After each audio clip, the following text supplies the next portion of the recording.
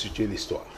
Okay. Pour la restitution, en 1961, okay, oui, il y avait deux Cameroun. Bien sûr. Il y avait le Cameroun occidental et le Cameroun oriental. Bien sûr. Mais c'était des Cameroun. Attends, allons-y doucement. On va doucement. Albert, oui. Du calme, s'il vous plaît. Ensuite, c'est l'histoire qu'on restitue, l'histoire ne manque pas. Ensuite, il y a eu la conférence de Fouman. OK, où le président Idio a demandé que qu'ils s'associent, c'est-à-dire qu'ils forment un gouvernement.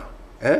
Et donc, ils ont créé la République fédérale du Cameroun. Elle existait toujours, mais ils ont créé un poste. Moi, je me rappelle encore, je vais vous dire, je me rappelle encore de référendum, du fameux référendum. Oui. Hein? On avait distribué des flyers partout à Douala, là où on disait, bon, Aïdio était le président et Fontia était le vice-président.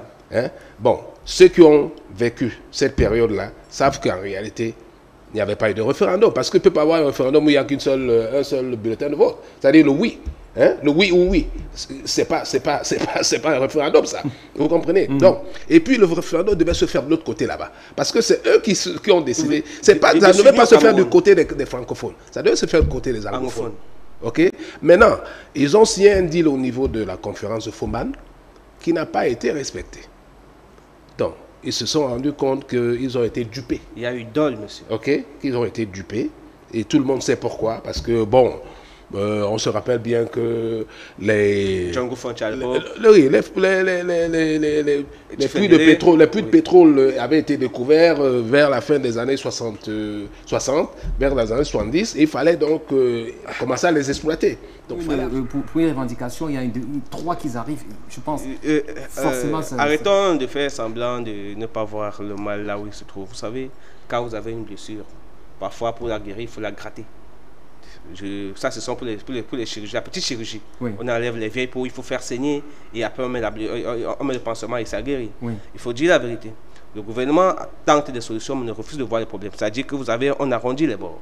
On ne trouve pas les vraies solutions. Les conditions posées par les uns et les autres pour la sortie des crises. On était à 9 au début, on est à 18. Ça, c'était aujourd'hui, ce n'est plus le même problème. Ça augmente chaque fois.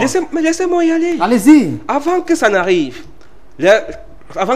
qui a mis du feu, c'est le gouvernement. Quand les gens se lèvent pour dire qu'il n'y a pas de problème anglophone, ils font des déclarations, ils font des choses comme s'il faut vous ignorer la vérité. Il y a une forme de passivité au départ de ce problème. C'est cette passivité qui a entraîné tout ce qui ça a entraîné aujourd'hui.